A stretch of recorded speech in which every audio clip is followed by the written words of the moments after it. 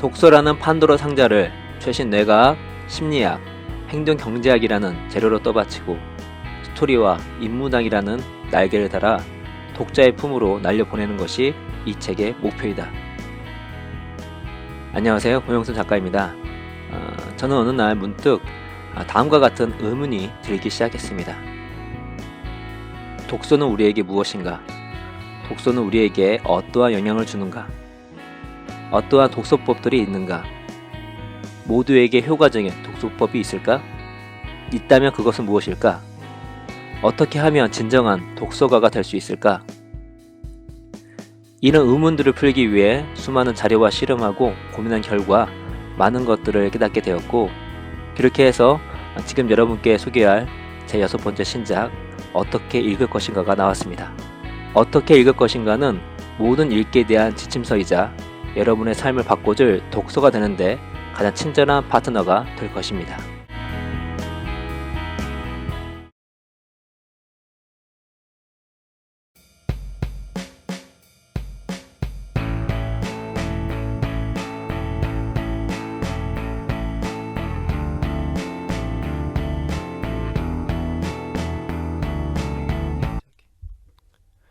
인생 공부!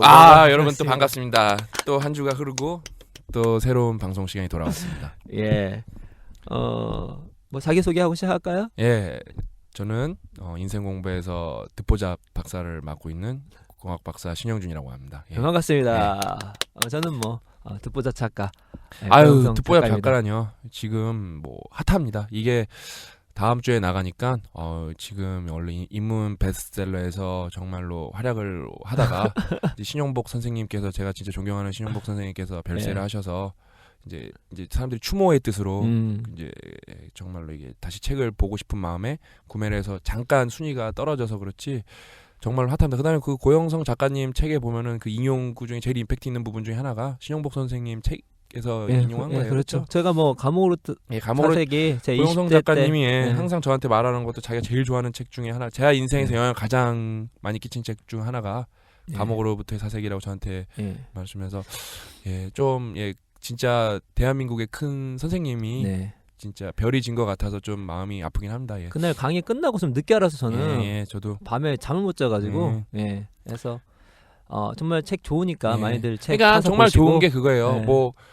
선생님은 이제 별세하셔서 우리랑 함께 할 수 없지만 선생님의 지적 유산이 그렇죠. 책으로 남은 거잖아요. 그게 좋은 것 같아요. 그게 좋죠. 그러니까 선생님이랑 평생 대화할 수 있는 거거든요. 그러니까 제가 항상 말하지만 이런 게 그 시공간의 초월이 항상 제가 말하지만 뭐 엄한 데 있는 게 아니라 그렇죠. 시공간의 초월은 우리 도처에 있습니다. 우리 도처. 뭔가 집중할 때 시간이 빨리 가고 그다음에 책으로 또 시간을 초월하고. 그러니까 여러분도 우리 방송 듣는 것도 좋지만 시간이 나면은 신용복 선생님의 뭐 담론이라든지 감옥으로부터의 사색이라든지 강의라든지 좋은 책들이 많습니다. 특히 우리 인생 공부 같은 경우는 젊은 분들이 많이 듣잖아요. 제가 감옥으로부터 사색을 29살 때 읽었는데 그 당시에 이제 앞부분이 신용복 선생님께서 28살 때 그 통영전 사건으로 이제 사형수, 그다음 이제 무기징역형 받으시고 그 독방에서 있었던 내용들이 나오거든요. 그래서 제가 좀 20대 때 방황을 많이 했다가 그 책 읽고 많이 다 잡았거든요.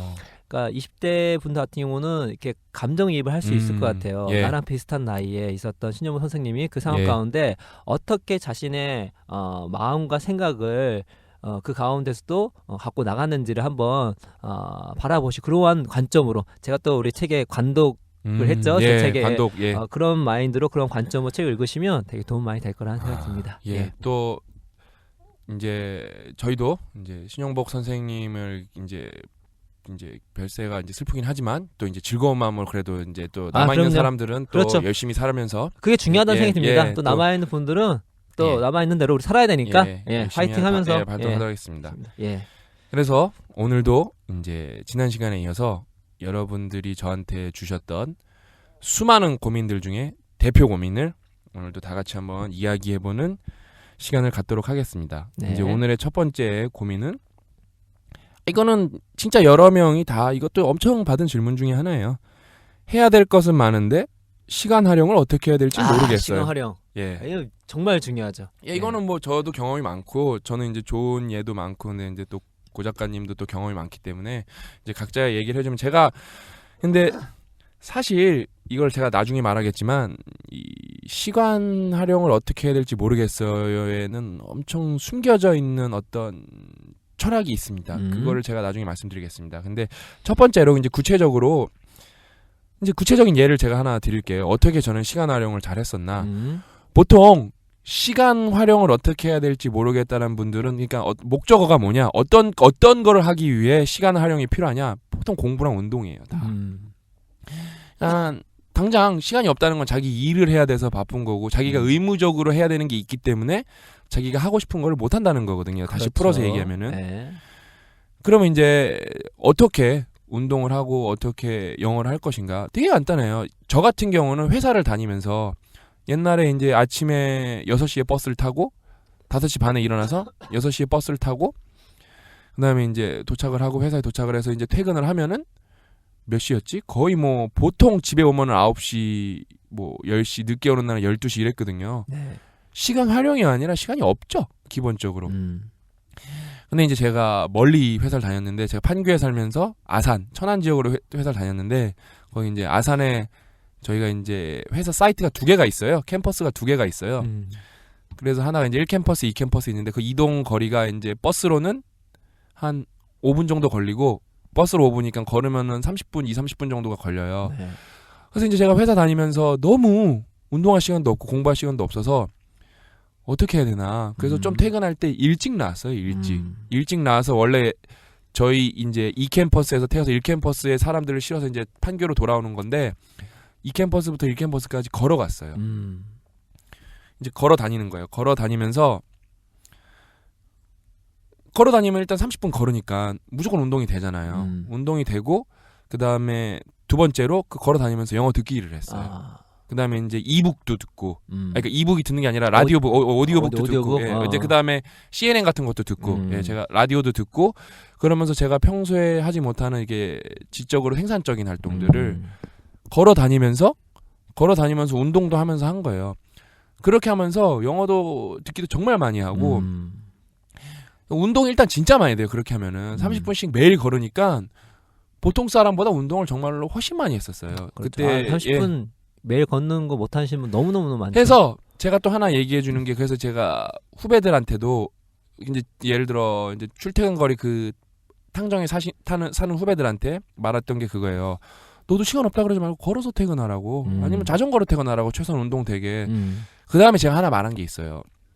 예를 들어 그때 이제 겨울이었는데 추워도 걸어서 가라고. 이 시간 활용을 제가 맨 처음에 말씀드렸잖아요. 이 시간 활용에서 제일 중요한 거는 시간이 없어서 시간 활용을 못하는 게 아니라 시간 활용을 못하는 가장 큰 이유는 의지가 없어서 그래요. 의지가. 그렇죠. 의지가 숨어 있는 거예요. 내가 시간 활용을 하겠다는 의지. 예를 들어 그거예요. 추워갖고 차 타고 왔어요. 제가 볼 때 그러면 안 돼요. 그러니까 막 너무 뭐 몸이 안 좋거나 그러면 어쩔 수 없지만 그 추워서 굳이 걷는 게 멍청한 게 아니라 내 의지를 다 잡는 거거든요. 정말로. 왜냐하면은 사람은 한 번 변명을 만들기 시작하면은 끝도 없어요. 정말로 이 변명이라는 거는 한 번 내 마음속에 자리 잡고 한 번 잘하기 시작하면은 제 군에서 정말로 죽지 않은 게 잡초거든요. 뽑아도 매년 여름이 되면 다시 나오거든요. 군에서 제가 뽑았던 잡초처럼 이 변명이라는 거는 계속 나오게 돼 있어요. 정말로 확 진짜 아예 뿌리까지 도려내지 않으면은 안 되기 때문에 이런 상황을 만들 때 최대한 의지를 다 잡고 계속 그걸 꾸준히 할 수 있는 방법을 만들어야 돼요. 그 뭐지? 또 우리 알잖아요. 박사님이 말씀하시면 저 또 이론이 생각난다는 거. 예. 아주 좋죠. 예, 이게 그 구심성 피드백이라고 하는 것 중에 하나인데 그 비슷한 거예요. 원래 어떤 걸 하기 싫잖아요. 예. 근데 하기 싫을 때 그거를 할 수 있는 방법 중에 최고 여러 가지 방법이 있지만 그 중에 하나의 방법이 뭐냐면 그냥 하는 거거든요. 근데 그냥 하는 것이 어떠한 메커니즘이 있냐면 이 뇌라는 녀석은 우리가 어떠한 마음이 있어서 어떤 행동을 한다고 생각하지만 이 뇌는 내가 갖고 있던 어떤 마음뿐만 아니라 어떤 행동하는 것을 받아들이기도 해요. 예를 들어서 내가 A라는 행동을 하기 싫은데 하고 있어요. 그러면 뇌가 헷갈리겠죠? 이게 인지 부조화예요. 음. 원래 얘는 이걸 하기 싫어하는 행동 하고 있다는 거죠. 네. 그럼 그게 인지 부조화 상태에서 충돌이 일어나는데 이 뇌는 무조건 판결을 내려줘야 돼요. 예, 그렇죠. 근데 그걸 반복적으로 하잖아요. 그럼 예. 내가 내가 좋아하나? 진짜 예. 농담 아닙니다. 내가 이걸 좋아하나? 하면서 안 하면은 불편하게 되는 그렇죠. 거죠. 예. 실제로 되게 내가 하기 싫었던 것 같은데 예. 하면은 생각보다 아니네 라는 생각을 들 때가 되게 많아요. 저는 글 쓰길 때가 그렇거든요. 글 쓰기 쉽지가 않습니다. 근데 비법은 그냥 쓰는 거예요. 그게 인지 부조화를 이용한 거거든요. 예. 난 되게 하기 싫은데 예. 앉아서 하잖아요. 예. 그럼 내가 헷갈리기 시작해요. 원래 하기 싫었는데 얘가 하고 있다는 거죠. 그게 반복이 되면 인지 부조화가 깨지면서 얘가 내가 이걸 원래 좋아하나? 이렇게 바뀌는 겁니다. 그래서 어떤 행동을 하기 싫을 때 큰 해결책 중 하나가 그 행동을 하는 거예요. 예, 맞아요. 그래서 나 아침에 뭐 말씀하신 거죠. 아침에 걸어가기 싫은데 해보세요. 그러면 뇌 인지 부조화를 통해서 내가 그걸 인정할 수도 있습니다. 그러니까 예. 제가 말하는 게 그거예요. 그러니까 세상에 친구는 소주랑 맥주 마시려고 사귀는 게 친구가 아니라 좋은 일을 함께 하는 게 친구예요. 왜냐면은 모멘텀이라는 게 커지면은 여러 명이 모이는 게 이제 모멘텀이 커지는 건데 모멘텀이 커지면은 처음에는 쉽지 않을지 모르겠지만 함께 하기 시작하다 보면은 군대에서 구보하는 거랑도 똑같거든요. 뭐 군대 다 특전사 막 몸이 막 다 몸짱이고 막 체력이 강해서 가는 거 아니잖아요. 대한민국 평범한 남자만 다 가는데 40km 헹군다고 100km 헹군다고 그런단 말이에요. 왜? 옆 사람 하니까. 되게 단순한 거거든요. 쟤도 하니까 왜 나가 못하겠어. 그런 마음에 하는 거거든요. 저도 뭐 그렇게 군대 그냥 잘 다녀왔고 친구들이랑 이렇게 해보세요. 그래서 함께 으쌰으쌰 하면은 성공 확률이 배, 뭐 2배, 3배로 올라갑니다. 네, 맞습니다. 네. 이렇게 내가 본능적으로 좀 약한 부분은 시스템을 만들어서 조직적으로 좀 해결해보려는 그런 좀 체계적인 노력도 필요해요. 그 다음에 제가 또 말씀드리고 싶은 게 정말로 시간이 부족한 경우도 있어요. 뭐 의지고 나발이고 내가 진짜 시간이 부족하다고 내가 진짜 네가 내 마음을 아냐고 먹고 사는 거 힘들어 죽겠고 나는 안 된다고 그럴 수도 있습니다. 그러면은 더 시간을 이제 압축해서 활용을 해야 되는데 그러니까 오버랩을 시킬 수 있는 부분들이 있어요. 아까 예를 들어 걸으면서 영어를 듣는다는 건지 그런 것 중에 또 좋은 예가 하나가 보통 이제 또 항상 사람들 뭐 자기개발 3순위 4개는 독서, 영어 공부, 운동이거든요. 그렇죠. 항상 그런데 그럼 또 오버랩이 뭐가 돼요? 영어랑 독서가 되는 거예요. 처음에는 당연히 어렵죠. 어떻게 해야 되냐? 그냥 영어로 책을 한번 읽어보려고 노력을 하세요. 그냥 당연히 어렵죠. 당연히 그게 쉬운 게 아닌데 언어라는 거는 사실 배우다는 것보다도 익히는 거거든요. 맞습니다. 언어는 무슨 새로운 창조 작업이 아니라 이미 사람들이 쓰고 있는 걸 내가 익숙해지는 과정이기 때문에 무조건 하다 보면은 언어는 늘게 돼 있어요. 오히려 공부보다 운동에 가깝죠. 예, 진짜 언어는 운동에 가까우니까 네. 익숙해지는 거기 때문에 저도 뭐 20살 때까지 뭐 그 수능 그 영어 언어 영역 외국어 영역은 찍어서 맞았지 뭐 문법도 잘 몰랐어요. 자꾸 외국어를 하다 보니까 외국어가 편해지는 거. 내가 막 외국어에 막 짱이 돼야지 막 이런 거 한 게 아니라 필요하니까. 특히 그 다음에 이제 대학원 생활을 하면서 외국어를 써야 되니까. 그렇죠. 그다음에 저는 외국말을 지도 교수님도 외국에서 하기로 했지만 부지도 교수님 외국이지만 지도 교수님 한국 분이었고 영어를 별로 쓴 적도 없어요. 그래서 영어를 말을 잘 못해요 아직도. 근데 수업은 영어고 그다음에 보고서도 다 영어로 내야 되고 논문도 영어로 써야 되니까 읽고 쓰기는 그렇게 막 너무 힘들고 그러진 않아. 아직 잘하진 못해도 익숙해진 거죠. 그러면은 너무 좋아요. 영어 공부도 하면서 정말로 이렇게 독서를 할 수 있다는 거. 제가 그다음에 영어로 책을 읽었을 때 장점을 하나 알려드리면 제 경험상 제가 제일 좋아하는 책 중에 하나가 The Alchemist, 파울로 코엘료의 연금술사. 연금술사. 제가 그 책을 한글로 봤을 때는 뭐 이렇게 쓰잘데기 없는 책이 있어 그랬어요. 너무 쉬워갖고, 그러니까 뻔한 말이라서 무슨 파울로 코엘료 날로 먹으려고 그러는 제가 그랬었어요. 그러다가 이제 제가 그걸 한글로 읽어봤고 쉬우니까 그걸 영문으로 본 거예요. 근데 영어 자체가 어렵잖아요. 그래서 그걸 엄청 천천히 읽을 수밖에 없었어요. 꼼꼼히. 와, 그러다 보니까 새로운 걸 경험했어요. 이게 천천히 읽다 보니까 그 뻔했던 말들이 정말로 이게 뇌를 정말로 찌르면서 들어오면서 대단했던 말로 바뀌기 시작하는 거예요. 그래서 제가 그걸 10몇 번을 읽었거든요. 거기서 이제 카라반이 이제 막 거기 사막을 건널 때 오아시스로 가려고 사막을 건널 때 이제 보면은 제가 정확히 지금 대목이 기억이 안 나는데 영어로는 한국말로는 이런 게 있었어요. 그러니까 그 카라반한테 이렇게 주인공 아이가 걔가 물어봤어요. 그러니까 뭐 왜 쉬어야 되냐? 왜 쉬어야 되냐? 지금 왜 전진을 안 하냐? 근데 되게 한국말로 그때 느낌이 안 왔는데 영어로 그렇게 써 있었어요. 쉬어야 될 때는 그냥 쉬어야 되는 거라고. 와, 그게 방금 작가님이 말씀해준 그 심리학적인 거랑도 똑같은 거예요. 해야 될 때는 그냥 해야 되는 거. 이유가 없는 거예요, 사실. 막 사람들한테 이유를 찾잖아요. 명분을 찾고. 근데 인생은 그거보다 당연한 게 있는 거거든요. 정말로. 내가 부모님을 사랑하는 것도 당연한 거고, 그 다음에 뭐 당연한 것들이 있는 거거든요. 근데 제가 그걸 한글로 읽을 때는 느낌이 없었는데, 영어를 읽으면서 느낌이 정말로 확 오고, 한글로 읽을 때는 줄 한 줄 안 걷는데, 영어는 줄을 몇 개 읽었는지 몰라요. 제가 그거를 좀 책을 찾아서 제가 감명 깊게 봤던 부분을 영어 문장을 제가 좀 포스팅을 한번 해드릴게요. 아우, 기대되네. 예, 그러니까 이게 여러분도 쉬운 책을 해보세요. 쉬운 책.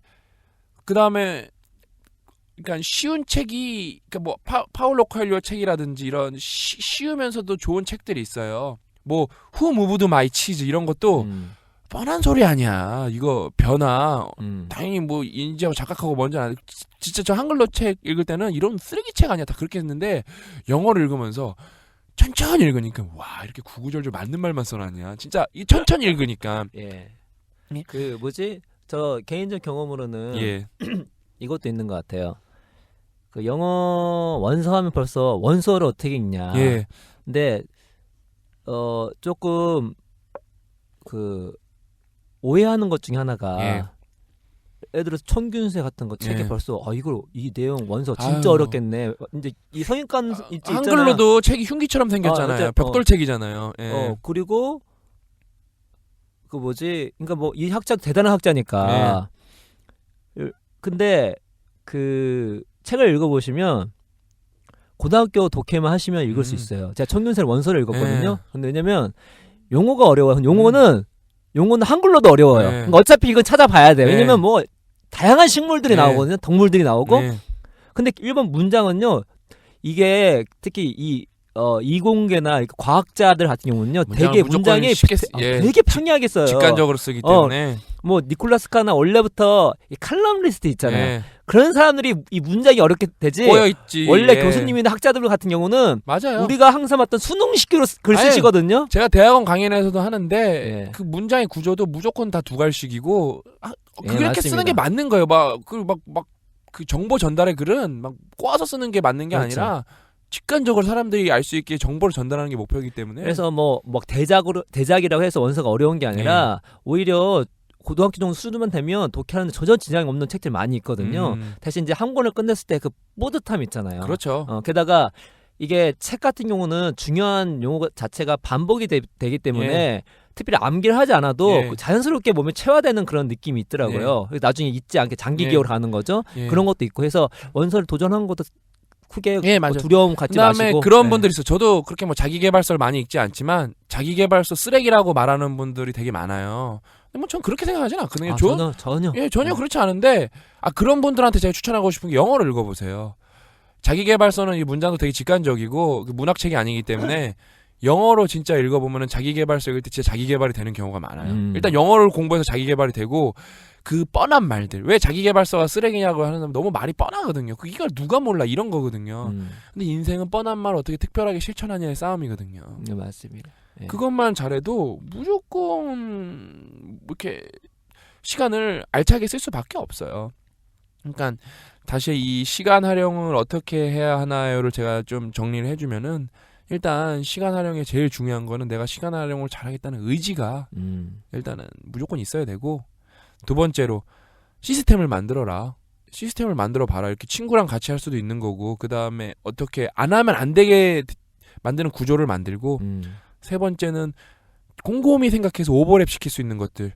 내가 예를 들어 독서랑 영어라든지 운동, 왜냐면 그런 방법도 있어요. 이게 약간 집중은 안 되겠지만 자전거를 타면서 달리기를 하는 대신에 자전거를 타면서 책을 읽는다든지, 아니면 뭐 자전거를 타면서 영어 듣기를 한다든지, 뭐 여러 가지 방법이 있잖아요. 근데 그게 사실 생각해보면은 생각보다 고도의 집중력을 필요하기 때문에 뭐 동시에 두 개를 한다는 게 쉽진 않지만 근데 이렇게 지적인 활동이 멀티태스크는 의미가 없지만 이렇게 육체적인 활동이랑 정신적인 활동을 같이 할 수 있는 부분이 크거든요. 네. 그래서 그렇게 의지를 갖고 시스템을 만들고 중복될 수 있는 걸 효율적으로 찾으면은 다 시간 활용을 할 수 있습니다. 그다음에 마지막으로 제가 제 실제 얘기 하나 해드리면 제가 옛날에 6시 판교 이사 갔을 때는 6분인가 버스를 탔어요. 새벽에. 그럼 제가 5시 한 10분? 5시 이렇게 일어나갖고 30분 공부하고 30분 공부하고 갔어요. 단어 맨날 찾고 그러면서 그때 영어 실력을 계속 더 늘리려고 이제 쉬운 동화들 아침에 너무 어려우니까 쉬운 어린이 동화들을 계속 읽었어요. 그러면서 단어 찾고 그 단어 찾은 거는 스마트폰에 저장해서 그 버스 기다리는 시간 5분 10분에서 가서 줄 서야 좋은 자리에 앉을 수 있었거든요. 그래서 5분 10분 기다리면서 그때 또 단어 찾은 거 외우고 그렇게 해서 영어가 제가 외국에 살면서 별로 줄지가 않아. 외국에서 한국으로 들어오면서 오래 안 썼지만 많이 줄지 않았어요. 생각보다. 그렇기 때문에 내가 일단은 정말 찾을 수 있는 부분이 있습니다. 빈 구석들이. 그게 뭐지? 그 아침 말씀 들으니까 제가 영등포에서 그때 사업을 했을 텐데 예. 죄송합니다. 그 일을 해야 되니까 예. 책 읽을 시간이 좀 적잖아요. 예. 읽고 싶은 이제 의지가 있으니까 결론적으로는 이제 시간을 더 만들 수밖에 없어요. 예. 그러니까 이제 만들 수 있는 게 뭐냐면 더 일찍 일어나는 수밖에 없는 예. 거죠. 그래서 제가 그때 이제 큰 결심을 내리는 게 제가 인천에서 영등포에 가야 되니까 예. 그냥 첫 차를 타자. 예. 그게 첫 차가 5시 한 10분인가 정도 됐어요. 예. 그래서 첫 차를 타는 남자. 하는데 멋있습니다. 뭐 1차적으로는 당연히 그렇게 해서 책 읽고 9시 들어가기 전에 안에 들어가기 전에 카페에서 책 읽고 들어갔어요. 그러면 이제 한 3분의 2권 정도 한 권을 못 읽고 항상 이렇게 읽었거든요. 근데 이제 그 좀 여담이지만 그게 첫 기차를 예. 전철 타니까 좀 놀란 적 있어요. 당연히 첫 차잖아요. 인천에서. 예. 그러면 당연히 앉아갈 줄 알았어요. 생각보다 꽉 차죠. 꽉 찬 거예요. 자리가 없어요. 봤더니 어. 이제 그때 딱 느낀 게 뭐냐면 그 인력 시장을 위해서 가시는 어르신들이 많더라고요. 나이 든 어르신들이 그 첫 차를 타고 가는 거예요. 다 자리가 없는 거예요. 근데 재밌는 게 그분들이 한동안 오랫동안 그 첫 차를 탔잖아요. 예. 서로 다 아는 거예요. 와. 근데 저렇게 앉아 있는데 대박이다. 정말 시끌벅적이에요. 아. 막 서로 막 대화하는데 그래서 제가 이거를 첫 차 공동체라고 얘기하거든요. 사람들이 다 아는 거예요. 그래서 대사서 다 알아면서 이제 거기 젊은 사람 한 명 앉았잖아요. 네. 그래서 거의 신입 온 것처럼 말 걸어주고 그러니까 되게 뭔가 새로운 세계를 맛봤으니까 약간 마음이 짠하면서도 뭔가 그 뭉클하고 흐뭇한 그렇죠. 느낌 교차가 되더라고요. 그래서 새로운 느낌도 많이 받았거든요. 이렇게 아침 일찍부터 일자리를 위해서 나가신 분도 많고 또 그렇게 매번 같이 얼굴을 보니까 이게 사람들이 친해지고 이 작은 공간에 한 공동체가 됐구나. 그러면서 되게 힘을 많이 받았던 생각 들어요. 그리고 이 동조 같이 한다는 게 아침에 이렇게 일찍 나오신 분이 많구나. 나 혼자가 아니었구나. 외롭게 추워서 이 전차 타는 게 아니라 이 많은 분들을 같이 갈 수 있구나. 되고. 그래서 제가 더 힘있게 갈 수 있었던 거였거든요. 그래서 시간 같은 경우는 없으신 분들 같은 경우는 만들어야죠 일단은. 그렇죠. 만들면 충분히 기회가 있고 또 늘상 우리가 말씀드린 것처럼 습관이 들면 이제 그걸 잘 할 수 있는 상황이 벌어지니까. 또 고 작가님의 아름다운 갑자기 잊고 있었다가 또 말씀드리니까 갑자기 생각이 나네요.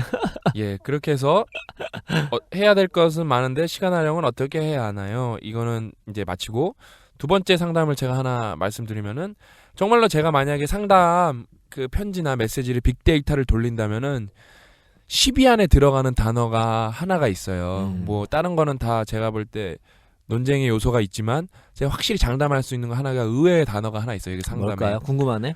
부모예요. 부모님. 엄마 아빠까지 포함해갖고 부모님 꼭 들어가요. 이게 부모님과의 갈등, 뭐 부모님이 반대하든 이게 되게 많아요. 생각보다. 그렇죠. 왜냐하면 우리는 미국은 조금 그러니까 미국뿐만 아니라 다른 나라는 조금 일찍 독립하는 경우도 많은데 선진국 중에서는 근데 우리는 이제 그거를 독립을 나중에 하잖아요. 뭐 대학 졸업하기 전까지도 못하는 경우도 많잖아요. 그 그렇죠. 사회 시스템이 그러니까. 네. 그렇기 때문에 그게 질문이 많은 게 자기가 하고 싶은 게 있는데 부모님이 반대한대야. 반대한다. 이게 생각보다 많아요. 그렇구나. 이제 제가 그러면은 이거는 좀 프레임을 바꿔서 그러면 부모님을 어떻게 설득할 거요가 답이 아니에요. 이거의 답은 솔직히 정해져 있어요. 이거는 정말로 뭐 사람들이 여러 개 어떤 질문에든 여러 가지 의견이 있지만 이걸 볼 때 여러 가지 의견이 없어요. 제가 볼 때 딱 답은 하나예요. 자식 이기는 부모가 없어요. 세상에 절대 그런 부모 없어요.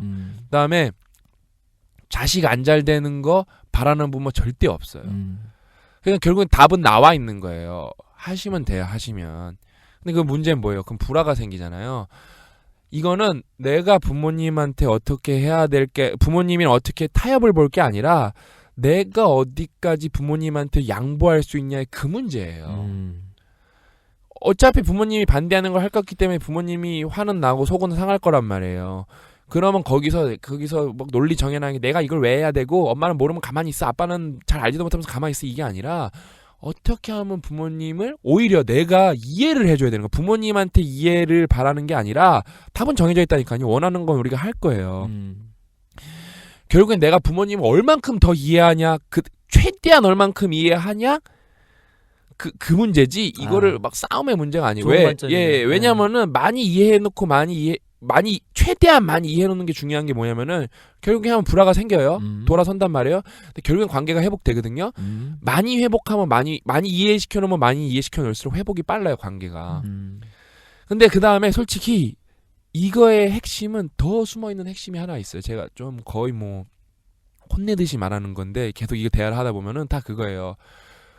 부모님한테 앞에 가로가 빠진 거예요. 부모님이 반대하세요. 그 아까 내가 하고 싶은 게 있는데 부모님이 반대하세요. 어떻게 해야 할까요가 뭐가 빠졌냐면은 본인들은 생각 안 하는 부분인데 가로에 제가 뭘 넣냐면은 제가 끝까지 부모님한테 금전적 지원을 받고 살고 싶은데 그러면서 하고 싶은 게 있습니다.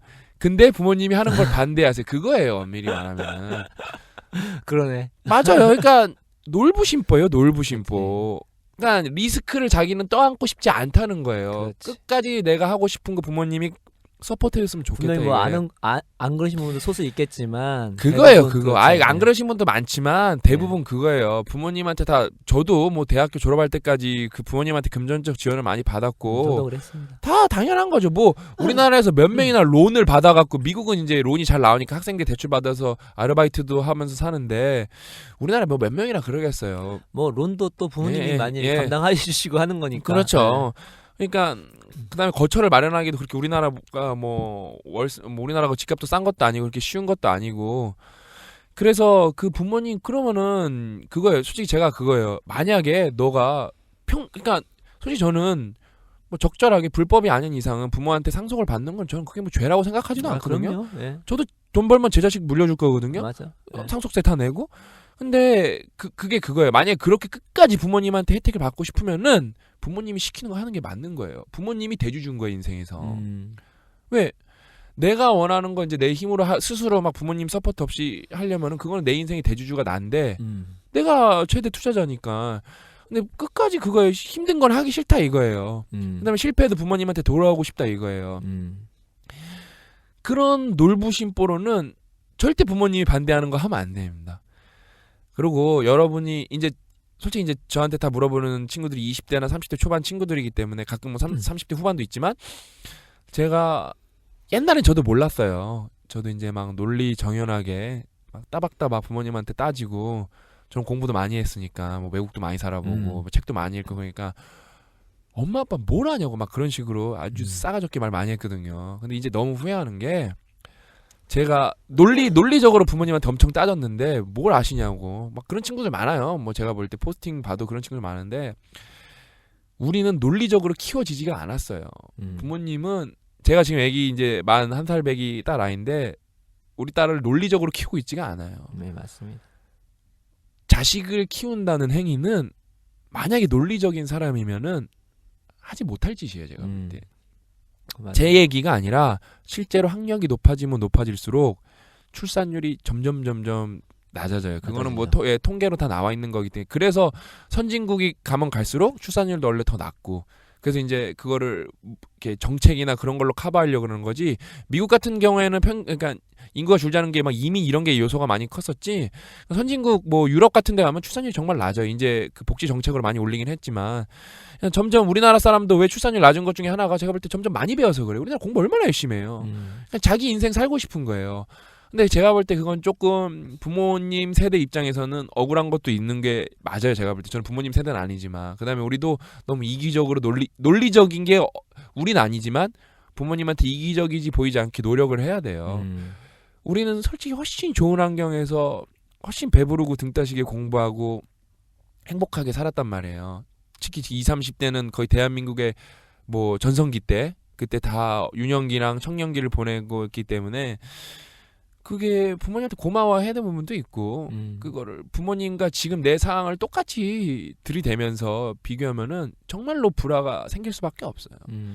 그렇기 때문에 이거는 논리의 문제가 아니라 사랑의 문제고 다시 한번 말씀드리지만 제가 하나 얘기해드리면 가족사 뭐 구구절절 딴 사람들 얘기 말고 그거예요. 저희 누나가 이제 국제 결혼을 했죠. 저희 누나 이제 싱가포르에 산단 말 외국인 이제 싱가포리안 매형이랑 결혼을 해갖고 그거 결혼한다 그랬을 때 저는 살면서 이런 고난과 시련을 내가 겪어야 되나. 누나랑 저는 싱가포르에 있었고 엄마 아빠는 한국에 계셨는데 와 그게 결혼하고 싶다는 사실이 알려지면서 한국으로 돌아와라. 누나는 못 간다. 어머님이 말씀도 안 하시고 비행기를 타고 그거 막 영어도 잘 못하시는데 택시 타고 집까지 오시고 와 진짜 내가 이 폭풍에 전야라는 걸 살면서 처음 경험해봤어요. 진짜 이 긴장감과 그 다음에 그게 긴장이 터지면서 오열이 시작되고 매형은 한국말을 못하는데 영어랑 중국어만 하는데 엄마한테 와서 무릎 꿇으면서 이게 영어인지 중국어인지 진짜 거의 실성한 사람처럼 막 울면서 얘기하고 같이 엄마도 매형이 무릎 꿇고 비니까 우리 엄마도 뭔 말인지 모르면서 서로 무릎 꿇고 빌면서 저도 같이 울면서 이 반대의 끝인 제가 경험을 해봤어요. 옆에서 결국에는 어머니가 무릎 꿇음까지 반대하셨다는 네, 거잖아요. 반대인 거예요. 뭐 아버지는 다 그냥 너네 다 맞아 죽을까고 하라고 다. 내가 너네 싱가포르 하는 거 다 너네 다 죽은 줄 알라고. 몽댕이 들고 갈 거라고 막 이게 진짜 지금이야 웃으면서 얘기하지. 지금이야 웃으면서 얘기하지. 저는 그때 이 불행을 만든 장본인이 나기 때문에 내가 싱가포르 유학을 간 거기 때문에 내가 없어져야 끝나는 줄 나쁜 생각까지 했어요. 내가 없어져 이 상황이 다 종료되는 그 생각까지 할 정도 살면서 저는 나쁜 생각을 거의 안 해봤는데 그때 처음 나쁜 생각 해봤어요. 상황이 진짜 심각했나 보네. 아니 막 지금도 그 생각하면 어이가 없어갖고 그래서 이제 결국에는 결혼을 했죠. 자식 이기는 부모 없다니까요. 결혼을 했어요. 그래서 누나가 잘 살아요. 누나가 부모님한테 더 잘하고 잘 살아요. 그 다음에 누나가 이제 미대를 나와서 솔직히 우리 누나가 순수 미술을 해서 직장을 구하기가 쉽지가 않았어요.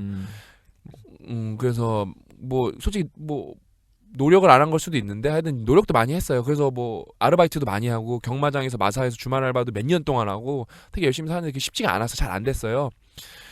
근데 이제 누나가 결혼을 해서 지금 싱가포르에서는 차를 팔아요. 딜러. 어떻게든 조금이라도 더 열심히 사는 모습 부모님한테 보여드리려고 차를 팔아요. 그래서 차도 맨 처음에는 못 팔죠. 영어도 그렇게 아직 유창하게 잘 못하거든요. 중국어도 여창하게 못하고 다 어설프게 하는데 결국에는 솔직히 메시지 전달이라는 건 언어의 문제가 아니라 마음의 문제거든요. 그렇죠. 열심히 하니까 한 대 팔고 많이 팔 때 막 10대도 팔고 돈도 잘 벌어요.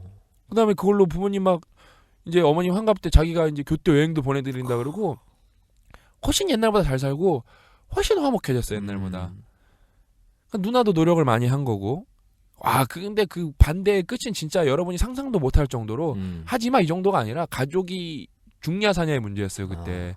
근데 그 매형도 더 열심히 하려고 그러고 너무 지금은 행복한 가족이 됐어요. 그 최근에 싱가포르에 누나 우리 신채아 양이 누나 이제 고모 보고 싶어요. 고모 봐야 돼서 다 같이 온 가족이 여행도 갔다 온 거고 이게 이렇게 잘 될 줄 몰랐어요. 저도. 근데 결국에는 누나가 이제 예를 들어 한국에 있었으면은 부모님이 뭐 이제 금전적으로 지원도 해주고 그러셨을 텐데 아까 말씀드렸지만 싱가포르로 시집가면서 일치 지원 안 받고 갔거든요. 다 자기 손으로 맨손으로 일어선 거예요. 누나 제가 봐도 누나가 평소에 그렇게 살다니 너무 뿌듯하고 그냥 결국에 누나가 행복하니까 부모님도 이제 전혀 그거에 대해서 뭐 일절 언급도 않고 이제 창피한 과거로 생각하지 우리가 그렇게 지지고 볶고 쌓은 사실을 창피한 과거가 된 거예요. 흑역사.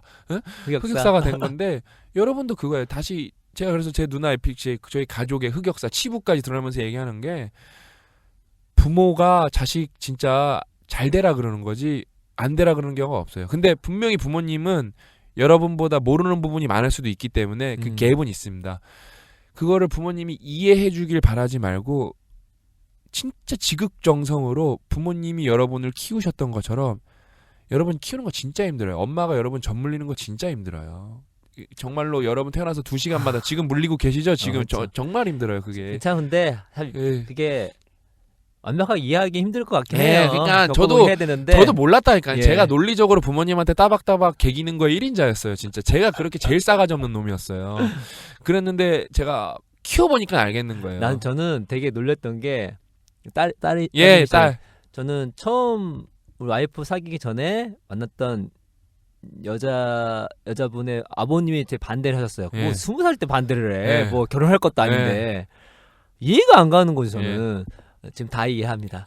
제가 딸을 낳으니까 어떤 자식이 내 딸을 저는 딸만 보면은 운동을 하고 빨리 기초체력을 쌓고 MMA 같은 걸 배우러 가야 되는데 내가 저는 약간 평소에 제가 쿨한 줄 알았는데 절대 그럴 수 없어요. 저는 대학교 가면 다 쫓아갈 거고 OT도 쫓아갈 거고 MT도 쫓아갈 거예요. 그게 이해가 가죠. 저는 이해가는 게 아니라 저는 MT도 쫓아갈 거고 그 다음에 이제 그 스마트 기기 웨어러블 기기는 제가 볼 때 딸 바보 아빠들이 시장을 만들어 줄 거예요. 지금은 웨어러블 기기 뭐 힘쓰는 게 하나도 없는데 다 채울 거예요 팔찌. 그러니까 그게 나를 절 반대했던 아버님이 완벽하게 이해가 되더라고요. 당연히 그렇게 해주셨어야 됐다. 나 같은 놈이 얼마나 뭐가 있어서 무조건 개입하셔가지고 해줘야겠다.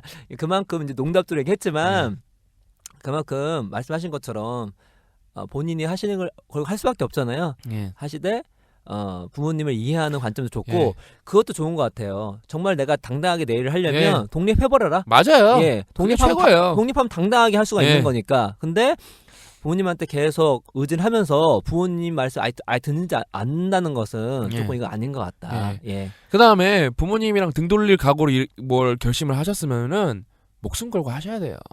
그게 그래서 잘 되는 게 중요한 것 잘 되는 게 중요한 거고 잘 되면 또 잘 이런 해피엔딩으로 고민의 질문의 프레임 자체는 막 진짜 막 가족의 이제 풍비박살 이런 프레임으로 물어놓고 스마트폰 오락하시는 분 또 계세요. 그렇죠.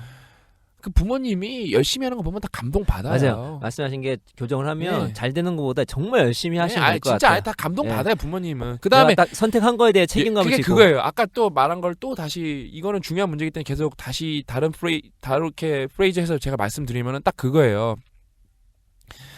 그러니까 여러분 부모님 입장에서 자식이 불행한 거 바라는 사람 한 명도 없거든요. 행복한 거 원하는데 여러분이 막 엄청 열심히 하면은 그게 참으면서 하는 게 아니라 뭐예요? 내 꿈을 쫓아가고 내 꿈을 추구하는 거기 때문에 어때요? 뒤지게 행복하단 말이란 말이에요. 그렇죠? 그러면은 내 자식이 행복한데 누가 말리겠어요 그거를. 아니 제 친구 중에 공부 열심히 해서 의사 치과의사 되는 애들도 많은데 걔네도 지금 불행하게 사는 애들 되게 많아요. 너무 힘들고 그냥 제 친구 치과의사에서 다른 사람보다 평균 소득이 높죠? 그러면서도 이거 빨리 그만두고 싶다는 사람 많아요. 생각보다 자기가 생각했던 의사 생활이 다른 거예요. 그렇죠. 공부를 잘해서 의사가 됐는데 막상 진짜 돈을 버는 직업은 사람을 대해야 되는 서비스업이었던 거예요. 너무 고통스러운 거예요. 그거는 상상도 못했던 거예요. 그 다음에 의사하면 그냥 병원만 하면 되는 줄 알았는데 이게 알고 보니까 회사였던 거예요. 비즈니스죠. 비즈니스라서 매니지먼트도 해야 되고 그 직원이 안 나오면 그런 거 대처 능력도 잘 없고 머리털 빠지고 있어요. 제 친구 원형 탈모 오고 있어요. 근데 생각보다 경쟁도 너무 치열하고 의사 되면 땡인 줄 알았는데 아니었던 거예요. 반면에 작가 되겠다고 성우 되겠다고 작가가 성우 되겠다고 제 친구가 삼성 댕기다가 그만둔 애도 있어요. 그 친구는 되게 행복하게 살아서 지금 막 이제 막 아동 책 이런 거 더빙하고 막 본인 보여주면 행복하게 잘 살아요. 그러면서 틈틈이 편의점 알바인가 무슨 알바인가 연락을 잘 안 해봐서 모르겠는데 알바 꼬박꼬박하고 그게 맞는 거예요 제가 볼 때. 그렇게 꾸준히 하다 보면은 열심히 할 거고 막 별의별 거 다 해요. 막 지리산 가서 득도한다고도 하고. 박사님도 본인 하고 싶어서. 아 맞네. 내가 그러네. 아 그것도 삼성전자에 나오셨잖아. 제가 지금 딴 사람 얘기하고 있었네. 제가 삼성 디스플레이 다니다가 또 연봉 잘 받고 반대 안 하셨어요? 부모님이? 반대가 아니라 저는 그 부모 그러니까 미친놈 소리를 몇 번 왜 딴 사람 얘기하고 있었지. 미친놈 소리를 몇 번 얘기 들었는지 몰라요. 그리고 심지어 저희 아버지는 제가 그 본가에 가면은 진짜 웃으려고 그러는 게 아니라 제가 자고 있으면은 야 머슴 밥 먹으라 그랬어요. 그래서 엄마가 무슨 머슴이냐고 그러니까 저 인간이 저 새끼가 돈도 안 벌고 밥이나 처먹으면은 머슴이지 뭐야 막 그런 거. 그래서 진짜로 좀 열이 받으려고 그랬었어. 계속 갈 때마다 야 머슴 뭐하냐 요즘 계속 그래요. 근데 제가 근데 이렇게 머슴이 또 등치도 있는데 본인 등치도 그래서 제가 근데 저는 현실주의자입니다. 우리 채아 비싼 과일로 먹이고 싶고 하면은 부모님 집 가면 좀 그런 게 있으니까 밥도 한 숟 왜냐면 저 수입이 없으니까 조금이라도 좀 얻어 먹으려고 꿋꿋이 참았어요. 머슴이라 그래도 예 아버님 제가 머슴이죠 그러면서 꿋꿋이 참았어요. 진짜 꿋꿋이. 네? 웃는데 진짜 그 마음이 전해진다. 진짜 꿋꿋이 참고 우리 와이프한테도 화소연하면서 너도 기분 나쁠 수 있겠지만 와이프 너도 좀 참으라고 내가 성공할 때까지 버티라고. 근데 이제 제가 그래서 강연도 막 200 몇 명도 하고 책도 나오니까 이제 조금은 인정을 많이 해주세요 그거에 대해서. 그 다음에 제가 한 번은 그거를 이렇게 한번 제가 이렇게 댓글 같은 거 페이스북으로 보여드렸어요. 그래서 사람들이 제가 이제 도와준 친구들이 저한테 얼마나 고마움을 표시하는지 막 그러면 끝내 이제 탐탁지 않으니까 근데 약간 그때 좋아하셨어요. 그러면서도 그 말을 끝까지 하시더라고요. 머슴 좋아하는 사람도 있네 그러면서 끝까지. 그놈의 머슴 소리는 예? 그 다음에 이게 장인 장모님이랑 같이 있는 것도 장인 장모님은 뭐 크게 반대는 못 하시지만 와 이런 가시방석이 살면서 없어요. 그래서 그렇죠. 저는 맞습니다. 그 퇴사를 하면서 퇴사한 지 지금 몇 개월이죠? 한 1년 다 돼가는데 옛날에 저는 이제 스포츠도 잘 챙겨보고 저는 우리 와이프 야구 모르는데도 한국 시리즈 이런 거 다 챙겨보고 그 우리 와이프 운동 몰라도 저는 그 국가대표 경기 다 챙겨보고 그러면서 살았거든요. 저는 퇴사를 하면서 이게 철퍼덕 소파에 앉아서 TV를 켜본 적이 없어요. 아예 한 번도. 그렇게 되게 잘 살다가 무한도전도 꼬박꼬박도 챙겨보고 그랬었거든요 옛날에는. 그냥 필요할 때는. 그 다음에 뭐였더라? 삼시세끼 이런 거 나왔을 때 되게 좋아했거든요. 저 이렇게 밥 해먹는 거 이런 거 좋아해서 진짜 잘 챙겨봤거든요 와이프랑. 근데 그런 거 본 적이 한 번도 없고 그러니까 저는 뭐 사람들이 뭐 응팔 하는데 응팔 뭔지도 잘 모르고 몰라요. 그 페이북에서 그 포스팅 그 짤방만 이런 것만으로만 알지 전혀 세상이 어떻게 돌아가는지도 모르고 밥 먹고 일하니까 우리 오히려 장모님 장인어른이 너무 걱정해요. 이러다 얘가 어떻게 되는 거 아닌가. 그러니까 보니까 그게 뭐랄까 따가웠던 시선이 뭐로 바뀌어 있어요? 나도 모르게 걱정으로 바뀌어 있어요.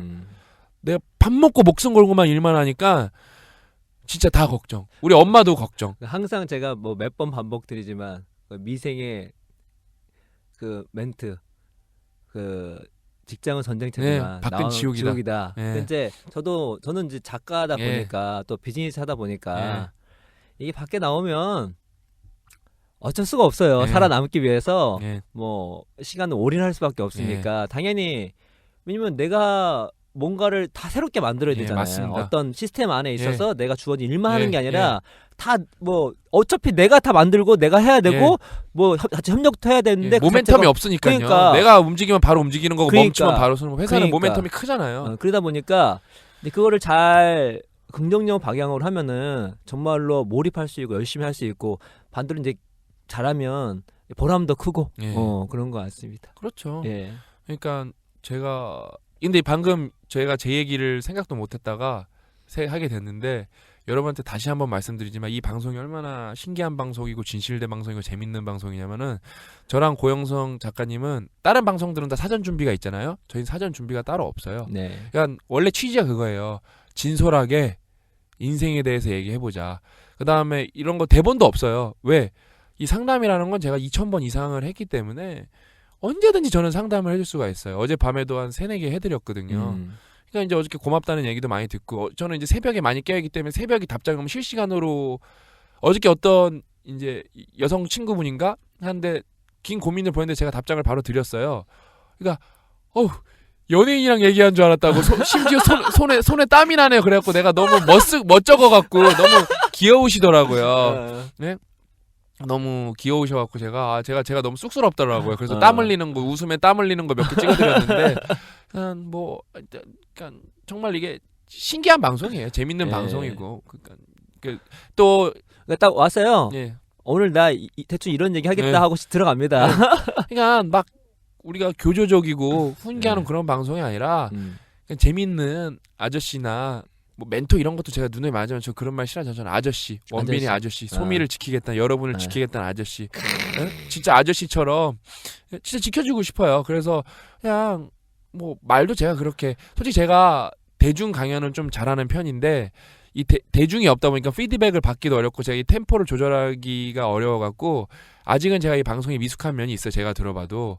그래도 어차피 우리가 형 동생 얘기할 때 무슨 아나운서처럼 멘트 또박또박 정해서 하는 거 아니잖아요. 그럼요. 예. 그러니까 그래서 이게 재밌는 이런 방송이 됐으면 좋겠어요. 그러면서 여기 청강자 한 명 있잖아요. 청강자 한 명 있어서 저 역할 잘하고 있죠, 여러분. 청강자 한 명 있어서 그래서 저도 너무 이게 재밌게 방송하고 있고 이 맨날 녹음도 너무 기다려지고 그렇게 해서 갑자기 말이 조금 옆으로 샜는데 그렇게 부모님이 반대하면은 지극정성으로 부모님을 설득하는 게 아니라 보여드려라.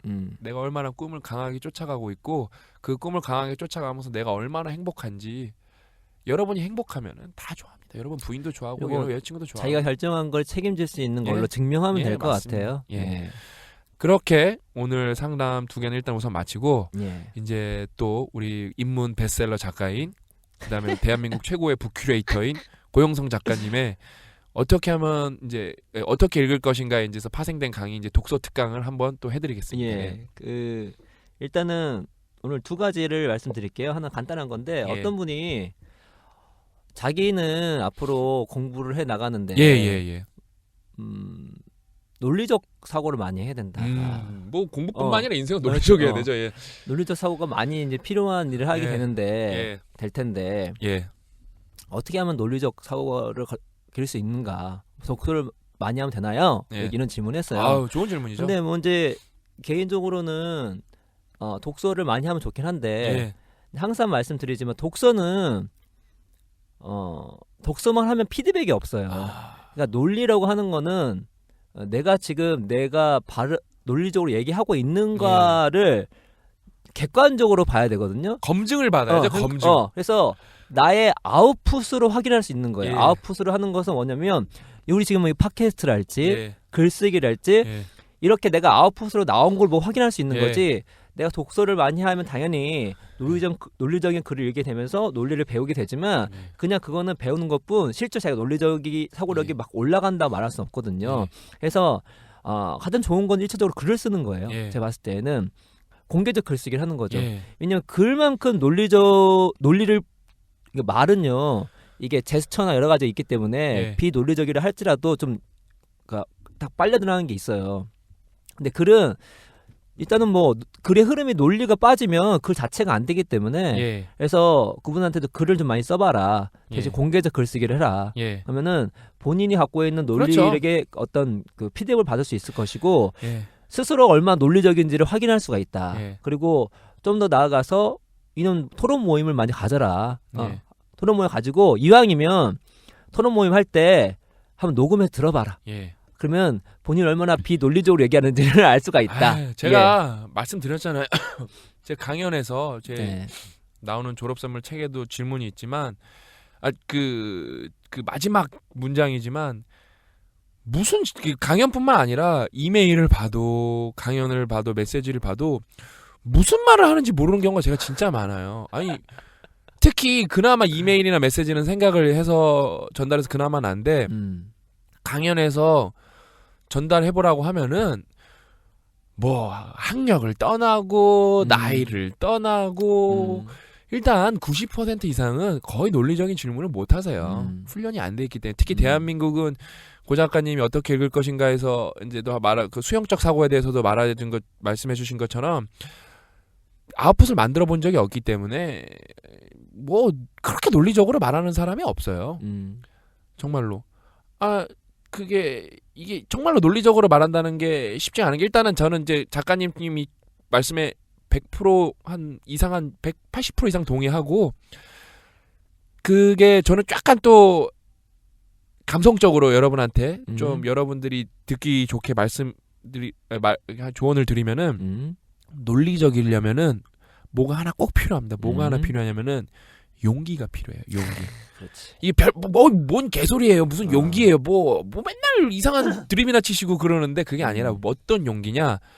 비판받을 수 있는 용기가 필요해요. 맞습니다. 네. 그게 없기 때문에, 우리나라는 틀리면은 매맞는 환경에서 자랐기 때문에, 그다음에 틀리면은 사람들이 저 사람이 내가 바보 취급 당할 거야, 그런 생각하는데, 그거를 이겨낼 수 있는 용기가 없으면은 절대 논리적일 수가 없어요. 맞습니다. 제가 페이스북에서 뭐 고학력의 뭐 해외 명문대 박사 수많은 사람을 봤지만, 그렇게 논리적인 사람 생각보다 많이 못 봤어요. 다 자기 모순에 빠지긴 하지. 저도 자기 모순에 맨날 빠지거든요. 그런지 저는 좋은 게 뭐냐? 저는 주변에 수많은 전문가분들이 있고 검증해주는 분들이 있기 때문에 비판을 맨날 받아요. 그게 너무 좋아요. 저는 너무 감사하다 그러고. 그러니까 최근에도 뭐 어떤 분이 저를 이렇게 비판을 한 적이 있어요. 그러니까 옛날 같으면은, 근데 그 비판을 하시면서 비난을 하셨어요. 그러니까 약간 욕설까지는 아니어도 감정적인 단어를 많이 쓰셨어요. 준 욕설을 쓰셨는데, 옛날 같으면은 그래요. 이거 캡처해서 명예훼손으로 고소하겠다고. 어떻게 하면 따박따박 이 사람 아주 끝장을 낼까. 되게 제가 좀 한성격 하거든요. 근데 이제는 안 그래요. 고맙다고. 와, 이게 남 비판해 주는 게 정말 쉬운 일이 아닌데 너무 감사하다고. 그러니까 그분이 제가 감사하다고 진심으로 저한테 이렇게 말씀해서 제가 감사하다고 그 비판 글을 지웠어요. 그래서 그분이. 그랬구나. 그럼 서로 배우는 거예요. 네. 제 그릇도 커지고. 네, 맞습니다. 그다음에 이제 저희가 인생 공부 페이지, 제가 여러분들한테 해드릴 수 있는 것 중에 하나가, 지금 이제 많은 분들이 시작을 하셨는데, 뭐 여러 가지 자기 개발 프로그램들이 많죠. 또 여러분들이 비싼 돈을 주고 하는 자기 개발 프로그램들 요즘에 하는 것 중에 하나가 흔히 요즘에 페이스북에 볼 수 있는 카드 뉴스를 뭐 자기네 프로그램에 들어오면은 뭐 돈을 내고 카드 프로그램을 배우면은 뭐 이런 걸 해볼 수 있는 경험이 있다 그러는데, 저희는 그런 거 없습니다. 돈 안 내주셔도 되고, 그냥 제가 이제 멘티들한테 많이 시키고 이제 되게 반응이 좋아요. 여러분이 만약에 뭘 읽었다고 하면은 그거를 요약을 해보셔서, 뭐 독후감을 저한테 보내셔도 좋고, 제가 피드백을 드리니까 항상 독후감보다 한 차원 이가 이런 대중하고 공유할 수 있는 카드 뉴스거든요. 왜? 카드 뉴스를 제가 왜 멘티들한테 요즘 많이 만들라고 시키거든요. 그 다음에 제가 그걸 다 고쳐줘요.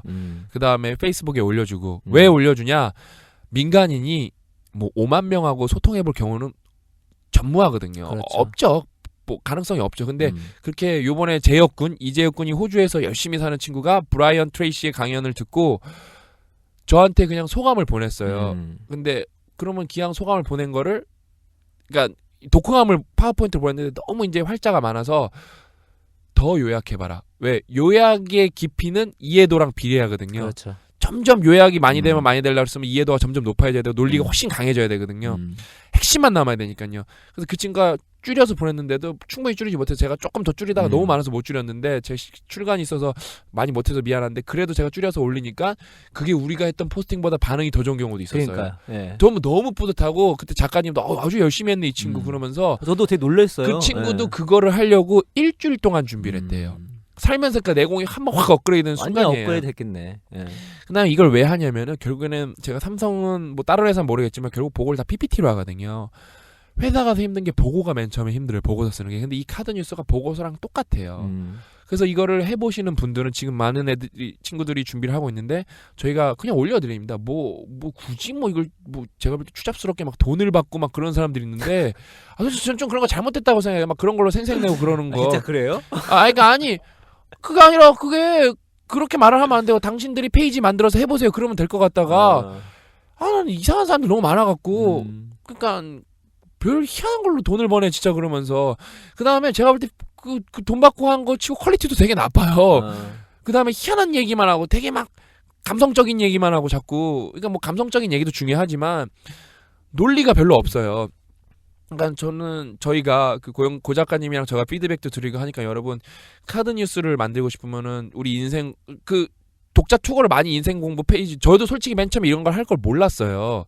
근데 어떤 옛날에 영향력의 원을 해주는 늦가기님께서 독자 투고 가능하신가 그래서 그때 처음 생각하게 된 거예요. 아 이런 걸 하고 싶어 하시는 분들이 있구나. 당연히 해드려야죠.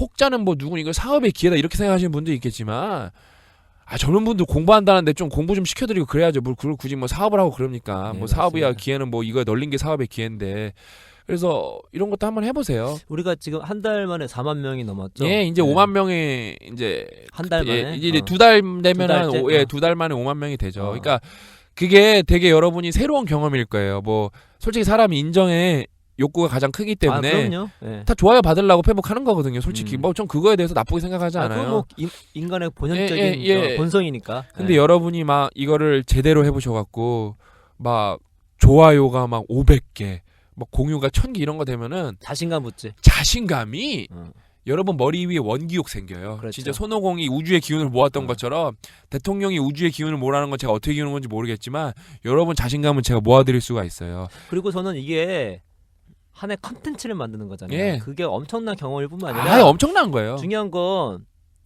어떠한 지금까지는 모든 게 외적 동기에 의해서 한 예. 거잖아요. 예. 뭐 점수를 그렇죠. 맞아야 되니까. 그렇죠. 근데 이거는 완전한 내적 동기거든요. 그렇죠. 보상이라는 게 이제 눈에 보이는 보상이 없어요. 분명히 예. 눈에 보이지 맞습니다. 않는 내 내적 역량을 위해서 그리고 반응을 여러 가지 것들을 받는 거거든요. 예. 근데 그거는 보이지 않는 거기 때문에 근데 예. 그거를 위해서 한번 준비해보고 맛봤을 때는 예. 나중에 우리가 이제 하고 싶은 게 우리 인생공을 통해서 예. 스스로 학습하는 자. 예. 예. 우리가 이제 맞아요. 원하는 목표거든요. 예. 그렇게 할 수 있는 것 중에 하나가 바로 이거죠. 예. 예.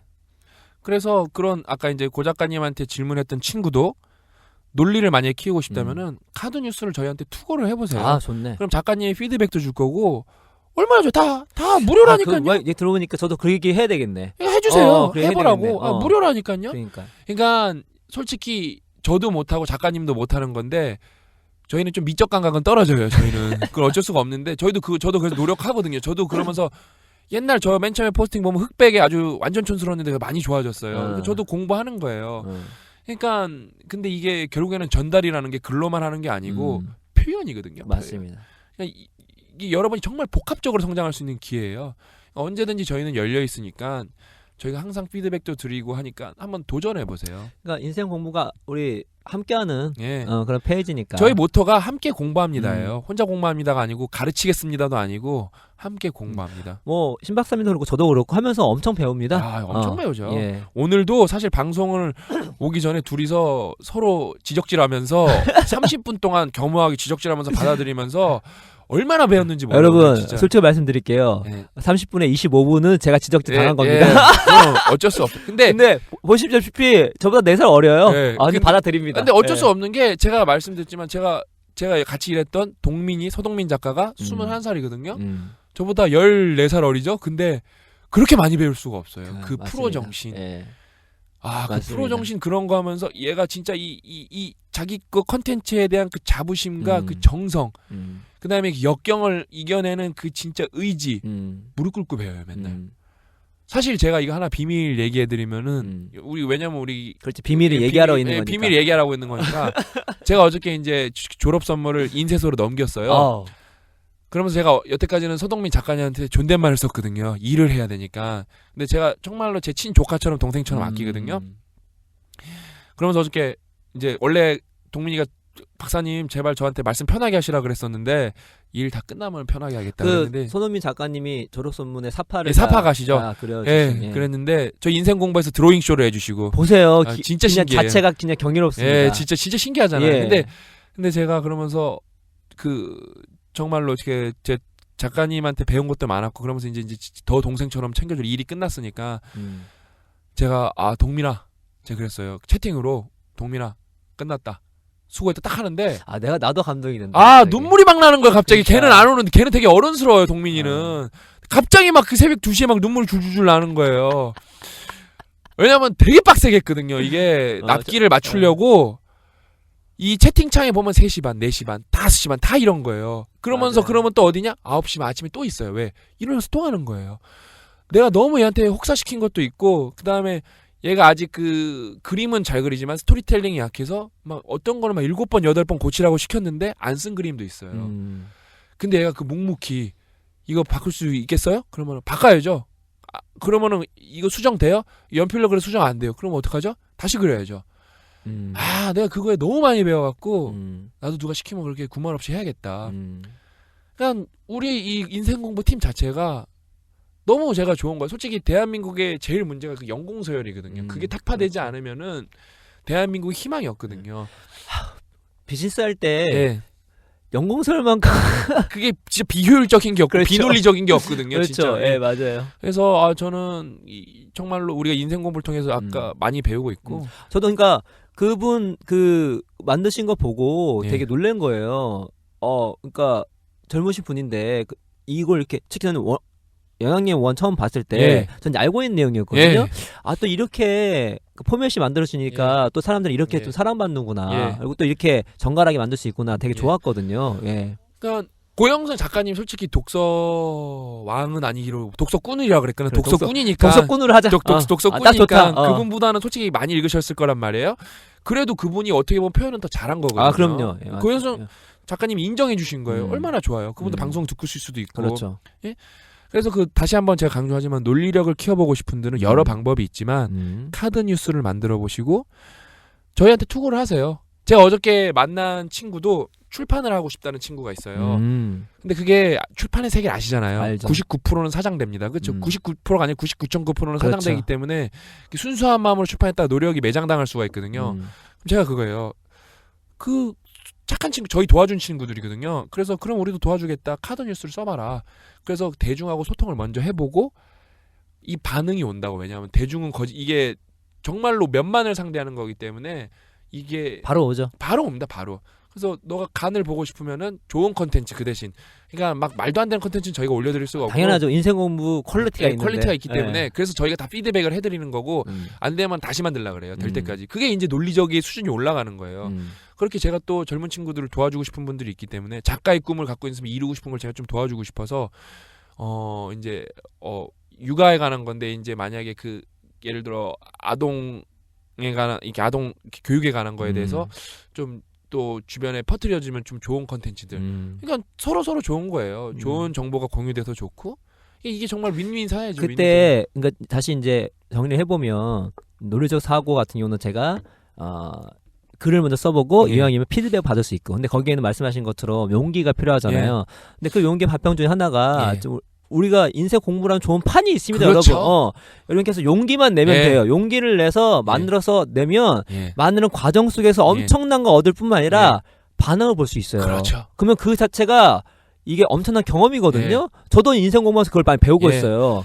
그러니까 그런 것들이 이게 열려져 있기 때문에 용기를 가지시고 도전해 보시면 쌍방향 소통 채널이지 누누이 말하자면 무슨 뭐 인생 가르침, 인생 선생님 이런 게 아니에요. 인생 그렇죠. 공부 함께 합니다. 수능 공부도 아니고 인생 공부. 그러니까 아까 말한 고영선 작가님께서 말씀해주신 엄밀히 말하면 뭐 써보는 거 논술까지는 수능으로 커버가 돼요. 근데 진짜 인생에서는 용기가 필요하고 그다음에 이제 소통이 시작되는 건 진짜 그게 인생의 시작이거든요. 말 그대로 인생 공부. 딱 그 논리를 키우고 싶은 분한테 고영선 작가님이 좋은 이제 솔루션을 드렸고 거기다가 저희가 이제 구체적인 실행 방법까지 알려드렸으니까 그분은 진짜 해보셨으면 좋겠어요. 네, 언제든 좋겠습니다.